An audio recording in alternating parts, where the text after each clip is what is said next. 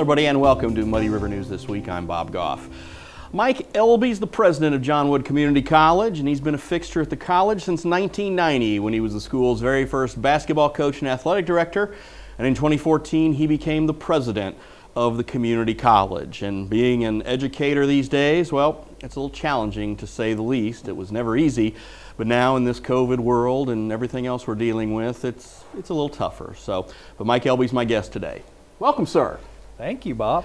Glad to spend a few minutes with you. I'd be, remiss not to talk about the early days of John Wood basketball and our trips to Southern Illinois. And I was lucky enough to, Jeff Wellman and I broadcast the very first ever John Wood Community College basketball game. Yeah, you did that for a few years. And you had a motley crew back then. Yeah. And those were pretty humble beginnings. We've come a long way since then. Yes, no, and I will say those first teams were all local kids. Oh yeah. And they sort of paved the way. They did. And I do like to remind just a little history lesson here for you. So I was basketball coach for 5 years before I left for the University of Dubuque. Yes. And we were 10-18 in year one, 14-17 in year two, 25-11 in year three, 32-4 in year four, and then we were, I think, 25-6 in year five. So, those early days and humble beginnings, we still found ways to take good quality local kids and win, and we blended some others with them when we got maybe a little better, but it was good. Those were fun times and a lot of good memories. And the nice thing about it is that when you're trying to provide that college atmosphere at a community college, it's at a 4-year school it's important, but at a 2-year school it's become important as well. It has, and I've come to really believe in it gives academic flexibility. So a lot of students don't know what they want to major in when they start college, so it gives them that academic flexibility of getting the basic general education requirements. All 3 of my kids started at John Wood. They all transferred to 4-year colleges and universities seamlessly. As did mine. As yours too. And you have one now in our music program. And the other thing is the athletic flexibility of, when young men or young women are 18 years old, when they're 20, they're going to be a lot better, whatever they're playing, basketball player. So it gives them that opportunity to develop. And a lot of times we have 2 classes. So you have your returning players and your new players, and you have to mix them together and they have to produce for you. Any talk of Brad about, or of Coach Norm to go have a throwback game in the old CYO for old time's sake and find the floor, or talk about paths and all that stuff? Yeah, there's been a little talk about that, but very little. I'll bet. No, you guys have a wonderful facility now, and you can use it for so many things, and I think we're very fortunate. When you go out there, it's something nice that you can show off to people. I mean, the whole college experience and the growth out there at 48th and State, it is truly something that the community can be proud of. And I think when you guys are out there trying to get kids to come enjoy the John Wood experience, it's certainly something that you guys have been building for quite some time. Yeah, and I'm proud of the fact that we have community in our name. There's a lot of 2-year colleges in the state of Illinois that's taken community out of their name, but I take great pride of really being a product of this community and growing up locally. And being in the role I'm in today, I take great pride that we have community in our name, because we do want to be a college for our community. And when you look at the campus and how it has grown, what are the things that John Wood has had to do over the last few years to kind of adapt when you have the changing trends of education? What are some of the things that you look at and you say, okay, we need to do this better to ensure our future? Well, when you talk about the last 18 months, I mean, we've been in the middle of a pandemic, and so I will say that that's forced our hand on a few things. And I will that first year of COVID, so that coming out of March of 20, and that next academic year, we created through our leadership council 5O teams. They were observation teams, and 2 of them were modes of operation and modes of instruction. And it really allowed us a chance to observe, what are we doing? How can we offer more virtual options, more hybrid opportunities in the classroom? And our faculty did a fantastic job of being creative and innovative. And I think we're better today because of what we've learned. And then the modes of operations, it's the student services that we provide, tutoring, counseling, advising services. So a lot of that we were able to provide virtual options. Now today we want to bring people back and be in person, but there are situations where something's come up and you can't, and then you can maintain that level of service transitioning to a virtual option. So I think in the end it's forced us to be more creative, but it's made us better in the end. And I think the other thing that you guys have done is, you talked about your kids and my kids both, that seamless transition to the 4-year. I know that when I talked to, my oldest son Alex at first, and of course he's like all kids, who live here, not all, but most, like, I want to get away, I want to go, I want to go. Absolutely. And then we say, okay, this is what you're going to owe if you go away for 4 years. This is what you're going to owe for 2 years. Right. And he went, oh, okay. And then when my daughter Michelle, we kind of had that same talk, and Alex was in our corner, said, no, you need to do it. It's the best thing you can do. You're not, you spend half the money you're going to spend. And I think that's something by, that fiscal responsibility that we all would like to see people do and would all like to teach our kids. I think that's a very important thing. I mean, yes, some people, they have the means, or they just say, hey, I want to go to Mizzou and get into journalism immediately. That kind of stuff, totally understandable. But for a kid who's sitting there going, I don't know what I want to do in 4 years, John Wood is a really good option. Yeah, it's a great start and it's a great value. And I will say my story on that was my daughter. She's my oldest, didn't want to go to John Wood. And I think through time, just trying to keep an open mind, and she looked at it. I will say today she transferred to Edwardsville and got a communications degree, and she had to take some student loans when she transferred there. Mm-hmm. But the bottom line is she thanks me every month when she has to pay her student loan because it's a low balance, and she doesn't have a lot of debt. So, all three of my kids had good experience and things transferred, and it is a good value. It's a very good start. And when you talk about keeping that value, you also walk a fine line, and you do this in working with your VP of Finance and with your board to say, okay, this is what tuition is. This is what our tax number is, what our levy is. That's a real balancing act for you guys too, isn't it? It is. And I do like to remind the public that, the original community college model back in the 70s was 1/3, 1/3, 1/3 funding for community colleges. 1/3 state funding, 1/3 tuition and fees, and 1/3 property tax. Mm-hmm. Fortunately, our EAVs have continued to stay stable. We've kept our tax rate flat, and we still are right at the 33% funding from property taxes. Tuition now is about 58% of our funding, and state funding is just right at 10 or 11%. So you can see the changing nature of those numbers, but we haven't raised tuition in 5 years at the college, and that our board has made a real strong commitment, and our faculty and staff have supported. It's about accessibility and affordability for our residents, and we want to make sure it's accessible and affordable. So keeping our tuition flat the last 5 years is pretty impressive component of trying to continue to have it accessible and affordable, especially in light of budget impasse 1, budget impasse year 2, and the declining funding from the state. And is there, when we see trying to deal with state government here on many levels with all the entities that we have in Quincy, Adams County, Pike County, Brown County, they're involved with the state government, in your communications and dealings with the community college board, is there any, crystal ball that says, hey, maybe the state's going to pick up the slack a little bit? Well, I will say the last couple of years we have seen a little bit of a bump increase, but to think we'll go back to that model of 33%, yeah, that's wishful thinking. So we need to continue to stay lean, and we need to look for ways to continue to be effective in what we're doing, but efficient in the use of resources. And I think we've done a good job of that. There's always areas that we can do better in, and we're constantly looking for those that we can create a more lean, efficient institution.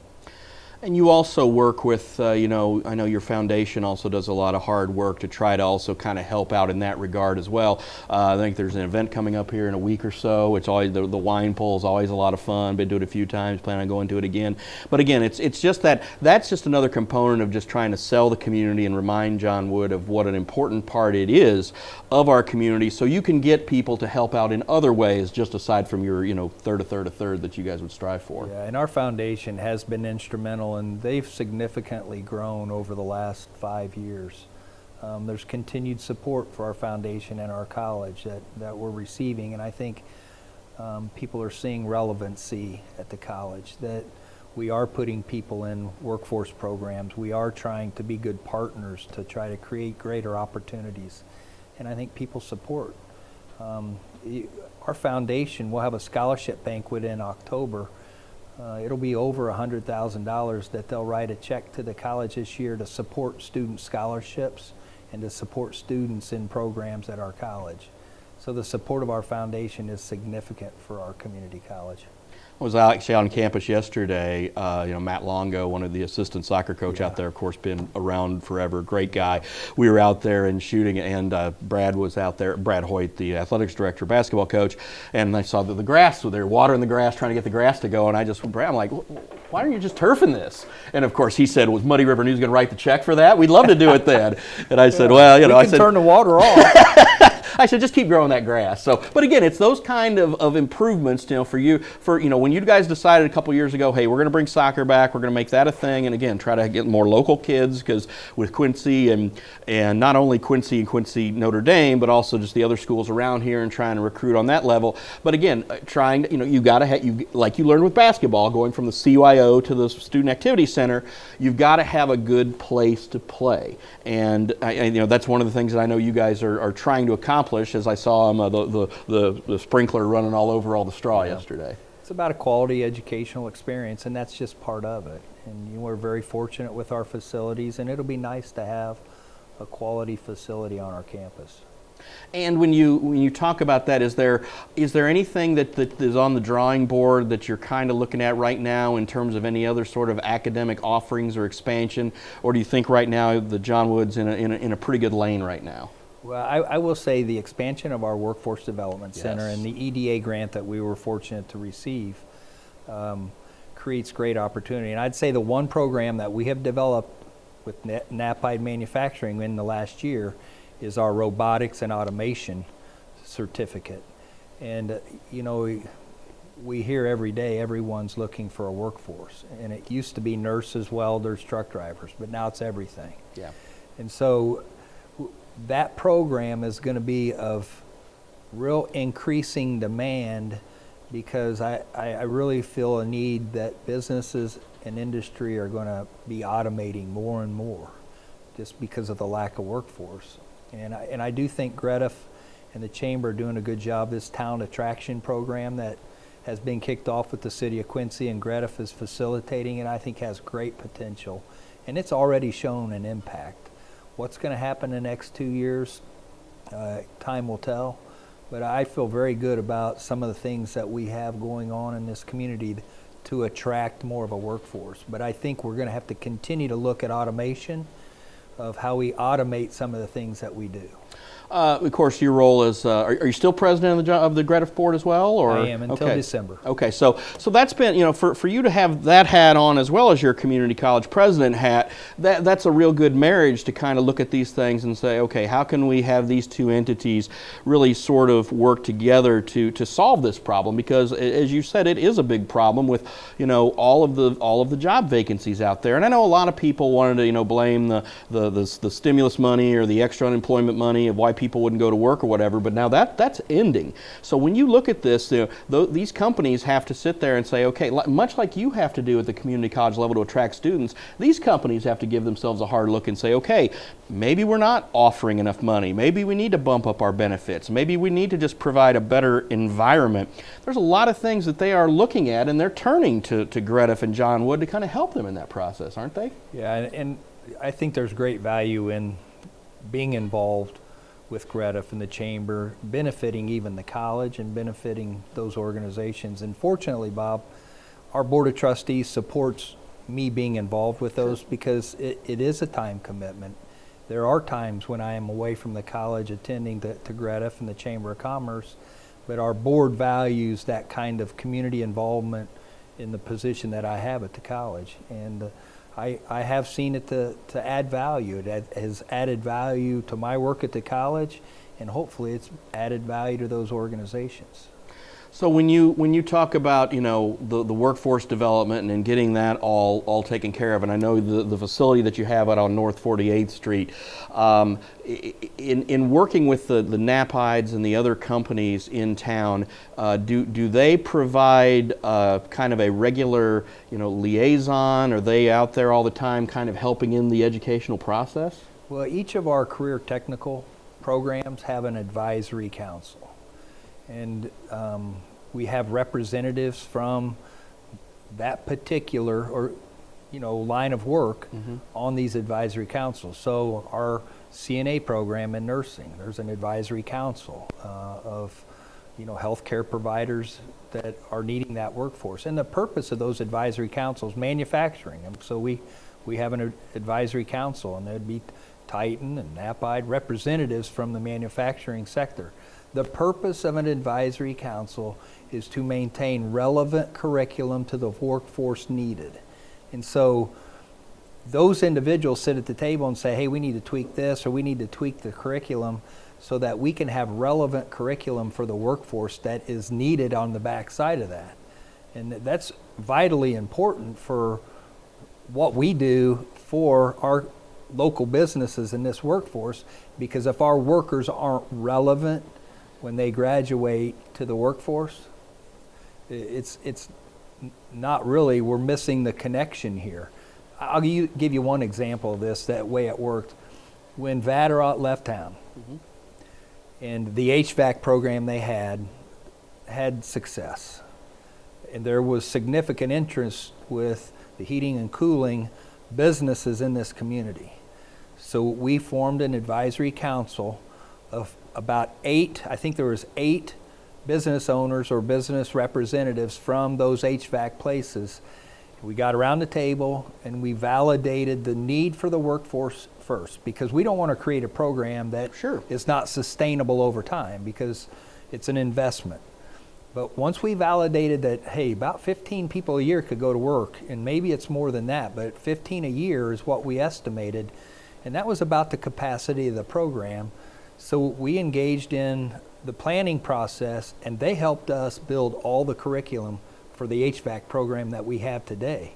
They're the same ones that provide the internships for these students to be able to go in the field, and those internships are huge for those businesses because they get to experience these young people or the people that are pursuing a career change and say, hey, this is a good fit. I like this company, or the company saying, I like this worker. We're going to offer you a job. And this has been a good process. So they built the curriculum with us. We had it approved through ICCB. They're providing the internships to be able to provide hands-on. And the application of learning is so critical for these CTE programs. That's why internships are so critical. And again, that's when you talk about the John Wood experience. While it's a lot, when you have kids who like, okay, I want to eventually go get my degree, my 4-year. That's great, but the 2-year, the trades, the jobs that are needed in this community, it is just as critical as just, hey, I'm going to get my 2 years and then go to Illinois State or wherever. There's demand for all kinds of workers now. I will say about 70% of our business or our credit-bearing students are transfer students to 4-year colleges and university. And there's still demand for those workers. But I would say there's a large demand for the career technical, which is about 30% of our credit hours or students right now, and those are all head household jobs. Yeah. You know, and in some ways, they're paying more than some of the baccalaureate majors that are coming out of college. Yeah, and my wife and I, we have friends who kids have gone through the program and now they're working in NAPIDE, and again, it's just they walk right in and get these jobs, and again, it's not every kid is cut out to go to a 4-year school, and a lot of them just like, hey, I want to start working right now, and they can certainly do that. Yeah. I mean, and again, you talked about the NAPIDEs and the weld, those type of, and those kind of positions, but still, you've still got the programs you've had that have had success over the years, like truck driver training, are also still there too. Absolutely. So I really call it the MATH acronym when we talk about career technical manufacturing. There's over 90 manufacturing companies in our community. Agriculture, it's the largest industry in our district. Sure. Transportation, distribution, logistics, that support really both manufacturing and ag, and then healthcare. And that MATH acronym is the focus of a lot of our career technical training programs. Well, again, it sounds like for the kids who are out there wanting to kind of figure things out, you could do a heck of a lot worse than just kind of looking at John Wood and saying, "Hey, what do you have for me?" I think that's a great way to go. So. Yeah, absolutely. All right, Mike Elbe, thanks for your time. Thank you, Bob. Appreciate it. All right, that's all the time we have for Muddy River News this week. I'm Bob Goff. Have a great week.